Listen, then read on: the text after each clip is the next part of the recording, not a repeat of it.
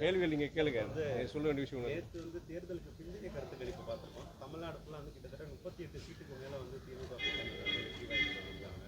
இது எப்படி பார்க்குறீங்க? திருச்சியிலையுமே வந்து வெற்றி வாய்ப்பு வந்து இது ஏற்கனவே தேர்தல் களத்தில் நாங்கள் பிரச்சாரம் செய்யும்போது இதான் நாங்கள் சொன்னோம், நாங்கள் நம்பிக்கையோடு இருந்தோம். ஏன்னா களத்தில் ஜனங்களை போய் சந்திக்கும் போது தமிழக அரசு மேலே குறிப்பாக நம்முடைய முதலமைச்சருடைய அவருடைய செயல் திட்டங்கள், அவருடைய குறிப்பாக ஏழை எளிய ஜனங்களுக்கு உண்டான நிறைய சிறப்பான திட்டங்களை இந்த 3 வருஷத்தில் கொண்டு வந்தது.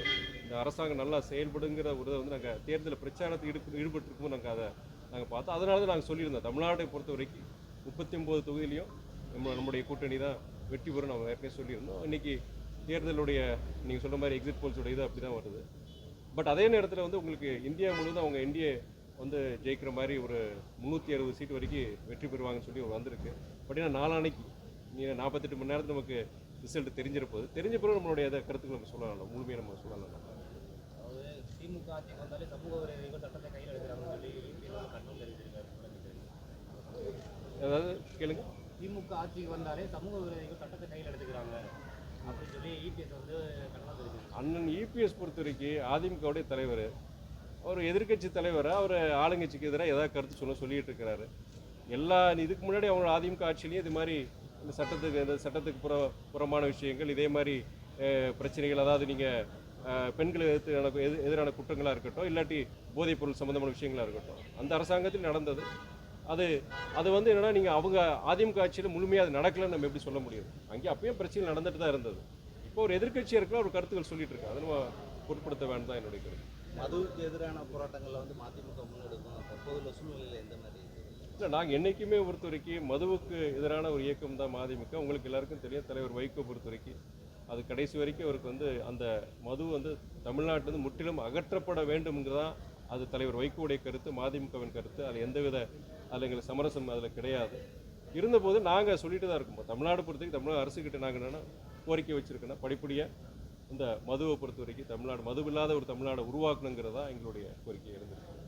சோஷியல் மீடியா ஆக்டிவிஸ்ட், இந்த யூடியூபர்ஸாக இருக்கட்டும், இவங்கள் மாதிரி ஆட்கள் மீது வந்து தமிழக அரசு வந்து ரொம்ப வந்து இருமக்கரம் கொண்டு அடக்கிற மாதிரி ஒரு பார்வை ஏற்படுது. ஏன்னா தவறு செய்கிறவர்கள் மேல் கூட வந்து இவ்வளோ பெரிய அந்த குற்றத்துக்கு கூட வந்து இவ்வளோ பெரிய தண்டனை கொடுக்குறாங்களான்னு தெரியல.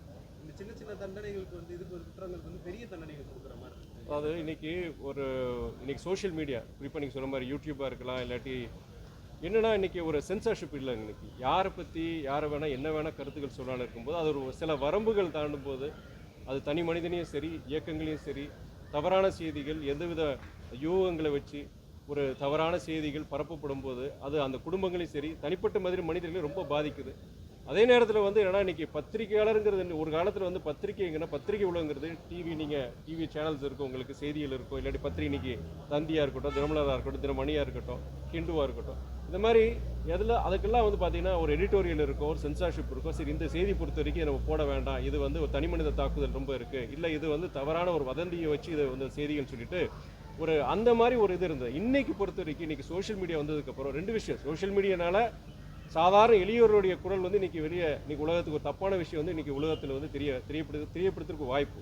சாதாரண ஜனங்களுக்கு கூட ஒருத்தர் சாதாரண பிரச்சனையாக அவரை வந்து ஒரு மிகப்பெரிய ஒரு ஆளுமையோ யாரோ ஒரு தவறு செய்கிறாங்கன்னா அதை எதிர்த்து குரல் கொடுக்கறதுக்கு செய்யறதுக்கு நீ சோஷியல் மீடியா ஒரு பயன்படுது. பட் அதே வேளையில் என்னென்னா சில சமயங்கள் வந்து ஒரு தனி மனிதனையோ இல்லாட்டி ஒரு இயக்கத்தை பற்றியோ ஒரு தவறான விஷயங்களை சொல்லிக்கிட்டே இருந்து அவங்கள அப்படியே டிஸ்கிரெடிட் பண்ணுறது செய்கிறது, அரசியல் ரீதியாகவும் சரி தனிப்பட்ட விஷயத்தை பண்ணும்போது அதுக்கு வந்து கண்டிப்பாக ஒரு வரைமுறை இருக்கணும். அதுதான் என்னுடைய கருத்து.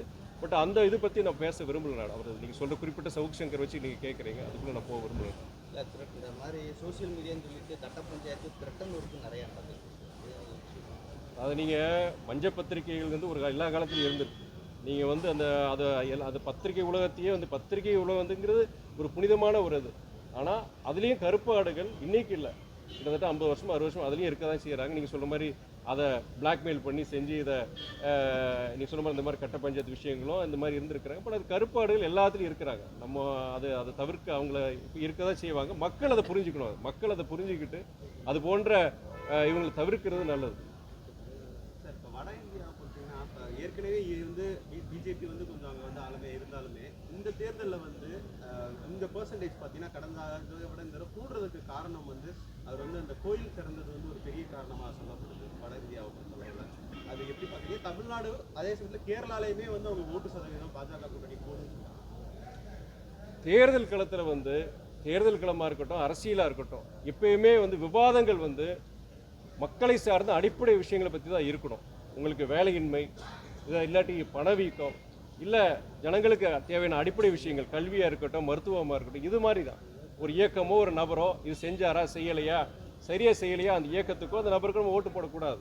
நீங்கள் வாக்குகள் கேட்கும் போதோ நான் மக்களை சார்ந்த அடிப்படை விஷயங்கள், குடிநீர் நீர் பிரச்சனை, இது மாதிரி அடிப்படை விஷயங்களை பற்றி சொல்லிட்டு எனக்கு நீங்கள் வாக்கு போடுங்கிறதா இருக்கணும். ஆனால் முதல் முறையாக நான் பார்க்குறேன், இந்த தேர்தலை பொறுத்தவரை ஒரு இன்னைக்கு மத்திய ஆட்சியில் இருக்கிற பாஜகவாக இருக்கட்டும், இல்லாட்டி நம்ம பிரதமராக இருக்கட்டும், முழுமையாக அவர் இந்த 10 வருஷம் அவர் என்ன செஞ்சாங்க, அந்த அரசாங்கம் என்ன செஞ்சது, நீங்கள் வேலை வாய்ப்புகள் எத்தனை உருவாக்குனாங்க, பணவீக்கத்தை பற்றி ஒரு எதிர்க்கட்சிகள் ஒவ்வொரு நாளும் அது கேள்விகள் கேட்டிருந்தாங்க. இந்த 10 வருஷம் இதெல்லாம் நீங்கள் செஞ்சீங்களா, நீங்கள் பெட்ரோல் டீசல் உடையதாக இருக்கட்டும், இல்லை சமையல் எரிவாயு உடைய இதாக இருக்கட்டும், உங்களுக்கு இதெல்லாம் வந்து நீங்கள் மக்களை பாதிக்கிற அடிப்படையான விஷயங்கள். இன்றைக்கி படித்த இளைஞர்களுக்கு இன்றைக்கி படித்த அந்த படிப்புக்கு ஏற்ற வேலைகள் கிடைக்கிறது கிடையாது.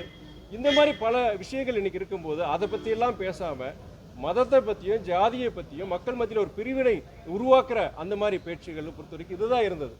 இது வந்து என்னன்னா, நான் வந்து இப்போது ஒரு கோயில், இப்போ நானும் இந்து மதத்தை சார்ந்தவன் தான், கோயிலுக்கு கும்பிடுறேன், நான் அது கோயிலை கடவுளை கும்பிடுறவன் தான். பட் அதே நேரத்தில் அரசியலுங்கிறது வந்து மதத்தை தவிர்த்து ஜனங்களுக்கு போய் செய்ய வேண்டிய அடிப்படை கடமைகளை பற்றி விவாதங்கள் தான் இருக்கணும்னு சொல்கிறேன் நான். இன்னைக்கு 48 மணி ரிசல்ட் வரப்போகுது. ஜனங்க எப்படி தேர்தல் பரப்புரையில் எதை நம்மளோட இந்தியா கூட்டணியோடைய நாங்கள் வாதங்கள் வச்சோம், இங்கே அவங்க பாஜக அணி அவங்களுடைய வாதங்கள் வச்சுருந்தாங்க, எப்படி ரிசல்ட் வந்து பார்த்தா சொல்ல முடியும். வட இந்தியா வச்சு வெயிட் பண்ணணும். நன்றி நன்றி நன்றி நன்றி நன்றி, சந்தோஷம், நன்றிங்க, நன்றி.